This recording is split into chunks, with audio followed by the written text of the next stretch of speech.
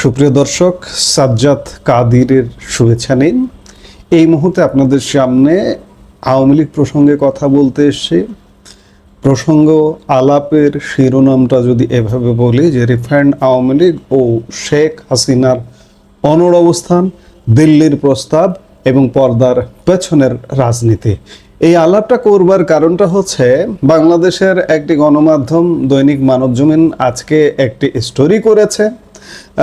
স্টোরিটির শিরোনাম রিফাইন্ড আওয়ামী লীগে সায় নেই শেখ হাসিনার। হ্যাঁ, হয়তো অনেকে বলবেন মানবজমিন হচ্ছে আওয়ামী বিরোধী পত্রিকা।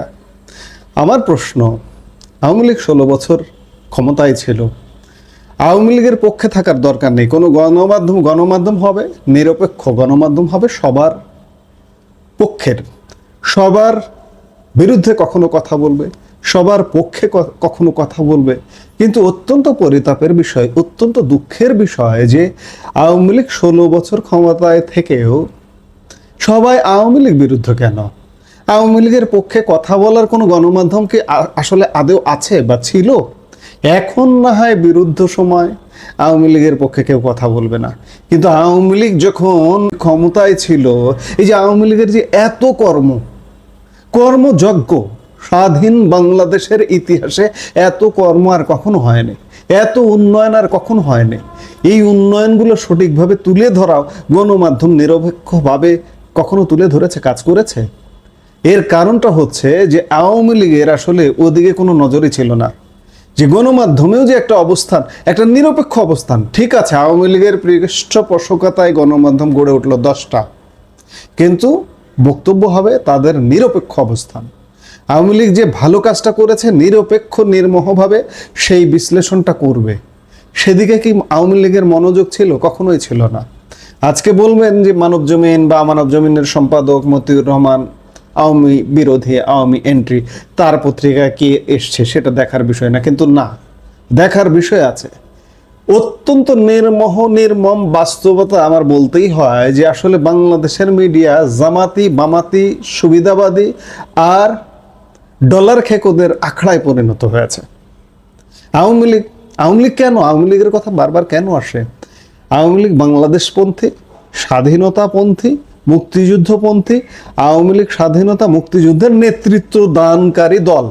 হ্যাঁ, এখানে অনেক দুর্বৃত্ত আছে, অস্বীকার করার কোনো উপায় নেই, কিন্তু দিন শেষে বাংলাদেশ নিয়ে যদি কেউ চিন্তা করে থাকে সেটা আওয়ামী লীগ।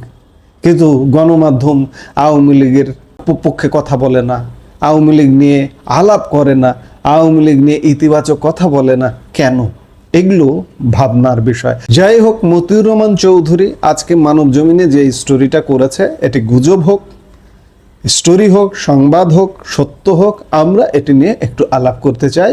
আপনারা কি জানেন রিফাইন্ড আওয়ামী লীগ বা একটি পরিশোধিত আওয়ামী লীগ গড়ার জন্য পর্দার পেছনে বিশাল এক পরিকল্পনা চলছিল? ভারত সরকার স্বয়ং এই প্রস্তাব নিয়ে কাজ শুরু করেছিল, কিন্তু সব জল্পনা কল্পনা ছাপিয়ে শেখ হাসিনা সাব জানিয়ে দিয়েছিলেন না, তিনি এই নতুন ফরম্যাটে আওয়ামী লীগকে দেখতে চান না। এমনকি কদিন আগে আপনারা শুনেছিলেন মানবজমিনই সেই স্টোরিটা করেছিল, শেখ হাসিনাকে কাতার যাওয়ার প্রস্তাব দেওয়া হয়েছিল। সেই কাতার যাওয়ার প্রস্তাবও তিনি নাকচ করে দিয়েছিলেন। কেন তিনি দিল্লির এই প্রস্তাব ফেরালেন? আর সাবির হোসেন চৌধুরীকে নিয়ে কেন তিনি ক্ষুব্ধ? ঘটনার শুরুটা হয় ভারত সরকারের দুটি প্রস্তাবের মধ্য দিয়ে। ভারতের পক্ষ থেকে শেখ হাসিনাকে দুটি বিকল্প দেওয়া হয়েছিল। প্রথমত, তিনি কাতার চলে যান। দ্বিতীয়ত, বাংলাদেশের আসন্ন নির্বাচনকে সামনে রেখে একটি পরিশোধিত আওয়ামী লীগ গড়ার ব্যাপারে মত দেন। কিন্তু শেখ হাসিনা এই দুটি প্রস্তাবই অত্যন্ত কৌশলে উড়িয়ে দিয়েছেন।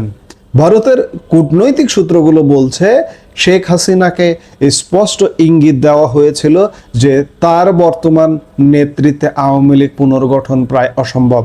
কারণ সাম্প্রতিক গণ আন্দোলন, আমি এটাকে গণ আন্দোলন বলি না, একটা ষড়যন্ত্র, এবং তথাকথিত গণ আন্দোলন যদি বলেন সেটাই ভালো হবে, এবং তার সরকারের সময়ে ঘটে যাওয়া ঘটনাগুলো মানুষের মন থেকে এখনো মুছে যায়নি। এগুলো ভুল কথা। আপনি রাস্তায় বের হয়ে দেখেন, একটা জনমত জরিপ করেন, আপনি পেট্রোল পাম্পের যে লাইনটা আছে সেই লাইনে একটু দাঁড়িয়ে আপনি মানুষের মধ্যে একটু জরিপ করে দেখেন মানুষ কি বলছে। মানুষ বলতে বাধ্য হচ্ছে আওয়ামী লীগ ভালো ছিল। শেখ হাসিনা কেন কাতার যেতে চান না? কারণ তিনি মনে করেন কাতার যাওয়ার অর্থই হলো দলের নেতৃত্ব ছেড়ে দেওয়া। তিনি কোনো অবস্থাতেই ভারত ছাড়তে রাজি নন এবং নেতৃত্ব হাতছাড়া করতেও নারাজ। যদিও তার বিরুদ্ধে গণহত্যার অভিযোগ এবং জনরোষ তুঙ্গে প্রশাসনিক কোনো সমর্থন নেই এবং বাংলাদেশে দলের দৃশ্যমান কোনো অস্তিত্বই নেই, তবুও তিনি তার সিদ্ধান্তে অনড়।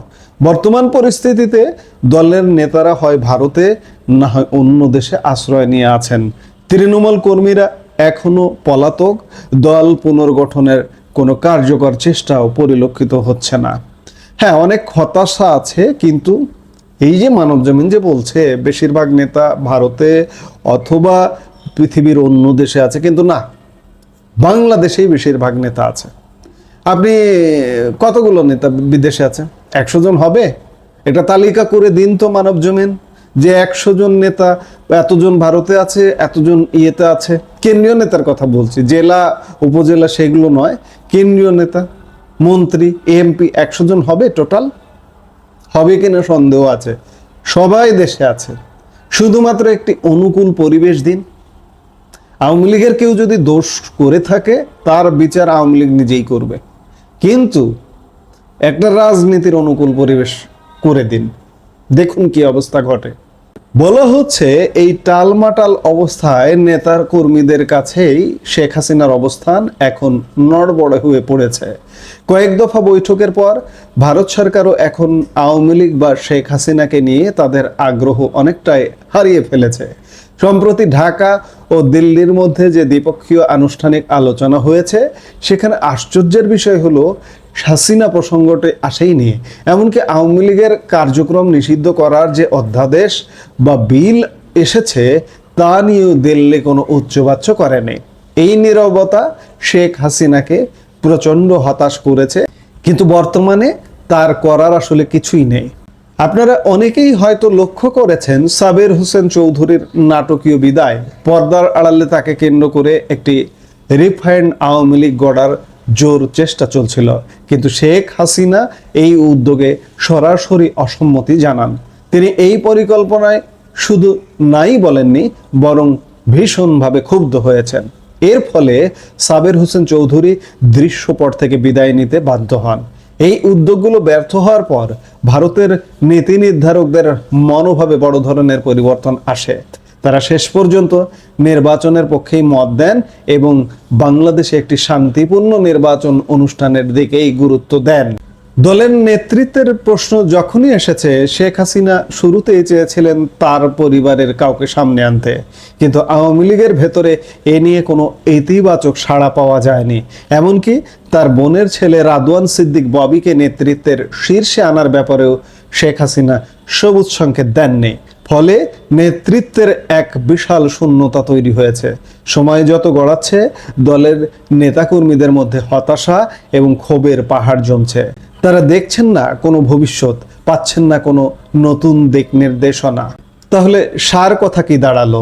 শেখ হাসিনা মনে করছেন নেতৃত্ব ছেড়ে দেওয়ার চেয়ে ভারতে থেকে যাওয়া ভালো, এমনকি যদি রাজনৈতিকভাবে নিষ্ক্রিয় থাকাও হয়। অন্যদিকে ভারত এখন বাস্তবতার নিরিখে নতুন সমীকরণ খুঁজছে। তারা বুঝতে পেরেছে পুরনো ফরম্যাটে হাসিনাকে দিয়ে আর রাজনীতি সম্ভব নয়, কিন্তু শেখ হাসিনা নিজেও রিফাইন্ড বা নতুন কোনো নেতৃত্বের হাতে দল ছেড়ে দিতে নারাজ।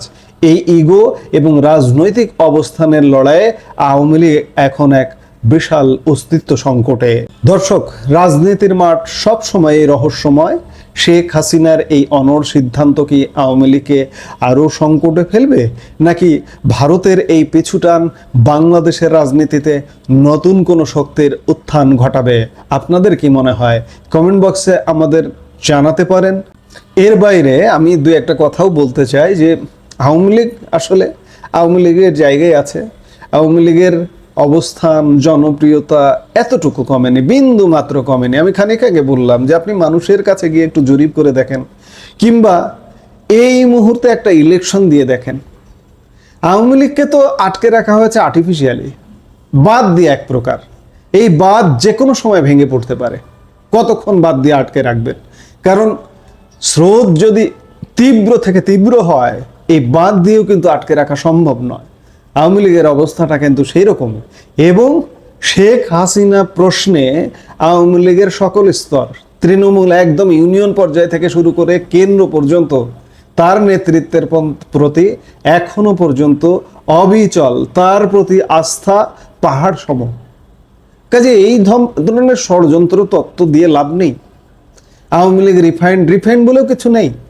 আমি দুদিন আগের একটা ভিডিওতেও বলেছি যে আওয়ামী লীগ যদি আসে বা আওয়ামী লীগ যদি কার্যক্রমে ফেরেই, বাংলাদেশে যদি কেউ প্রতিনিধিত্ব করে, সেটা শেখ হাসিনার প্রতিনিধিত্ব করবেন। শেখ হাসিনাই আওয়ামী লীগ প্রধান, শেখ হাসিনার অনুমোদনে এবং তত্ত্বাবধানেই প্রতিনিধিত্ব করবেন। এর বাইরে মনে হয় আওয়ামী লীগের ভেতরেও আওয়ামী লীগাররাও চিন্তা করেন না, আমরা সাধারণ মানুষও চিন্তা করি না। এই সব যেগুলো বলা হচ্ছে, এগুলো আসলে ষড়যন্ত্র তত্ত্ব, গাল গল্প তত্ত্ব। কাজে আওয়ামী লীগের জায়গায় আছে। শুধুমাত্র এই যে বাদ দিয়ে যে রেখেছেন, বাদটা উন্মুক্ত করে দিন, দেখুন কি অবস্থা ঘটে। কাজেই আওয়ামী লীগ কোনো অস্তিত্ব সংকটে নেই বলে আমরা মনে করি। এই মুহূর্তে এ পর্যন্তই। সবাই ভালো থাকুন, সুস্থ থাকুন। আমাদের ভিডিওগুলো নিয়মিত পেতে সাবস্ক্রাইব করুন Sajjad Kadir and the legends YouTube channel এবং লাইক, কমেন্ট, শেয়ার করে সাথে থাকুন।